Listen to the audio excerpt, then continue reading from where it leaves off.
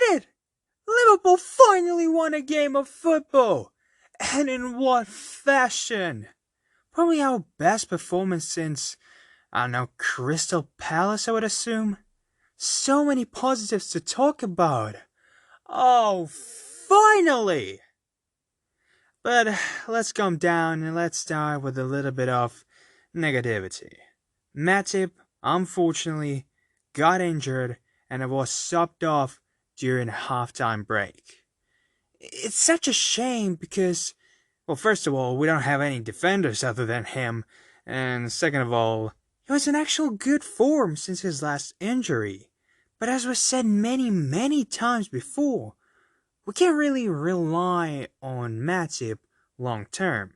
He's a good biscuit who's always gonna get injured, and we all know about this. That's why we need to buy another centre back to be more confident in our own squad, in our own bench. Otherwise, we're in deep trouble. But thankfully, Matip's injury is the only major negativity I have from this match, because overall, Liverpool played incredibly well, putting one of the best performances this season, but also shining some light on talents who played quite poor this season, like Trent or Mane. First 20 minutes were incredibly competitive, with Mane having an amazing chance to score in the first 2 minutes, but of course he missed.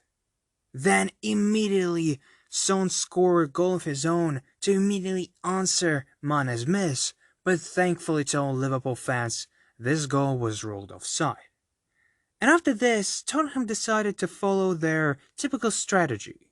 That was, stay lower and wait until you're going to have a chance to counterattack. And this strategy was one of quite a few reasons for their eventual downfall. Because after the first 20 minutes, Spurs did dilly dick in the first half.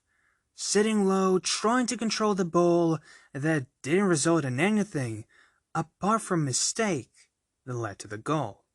Kane, who was already injured by this point, didn't press Henderson enough, and Henderson gave a beautiful pass to Mane, who ran a little wild in the defense of Tottenham, gave a ball to Firmino, who scored an open goal. A mistake by two players, Kane, who didn't follow because of the injury of Henderson, and Dyer with Lloris, who didn't really control and didn't really decide who needs to go forward, who needs to get the ball, led to Mane giving a beautiful assist to Firmino, who needed just to put his leg out there and score a goal, which he did. Then in the beginning of the second half, Mane dribbled past his defender, collected 5 Spurs players on himself, and then shoots. Lloris saves, but Trent still scores after a rebound. Beautiful showing of individual brilliance from Mane, and another example of questionable defense from Spurs. But Spurs did score their beautiful goal, because Liverpool tried to sit low, tried to cover all Spurs attacking players. But they forgot about Højbjerg, who was able to put an actual wonder goal in a top bin. You can say, however, that Firmino should have fallen deeper and needed to cover Højbjerg because everybody else was already put in their position. And you will be absolutely right, but we can't be perfect.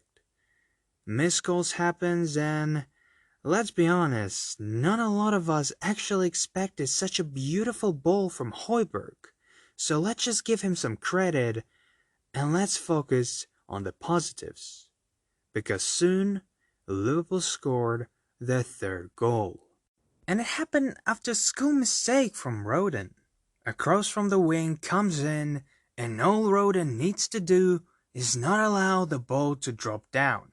Make one step to the right, kick the ball out, and everything is safe. But due to his lack of confidence and experience, Rodon didn't do anything. He misses the ball completely, and Mane scores an easy goal. After this, it's a game over. No more clear chances, no hope for Spurs to score. And just like this, the match ended 3-1 to Liverpool. As I said many times today, Liverpool played incredibly well. Trent probably had his best game of whole season. His crosses were great and he assisted and scored today.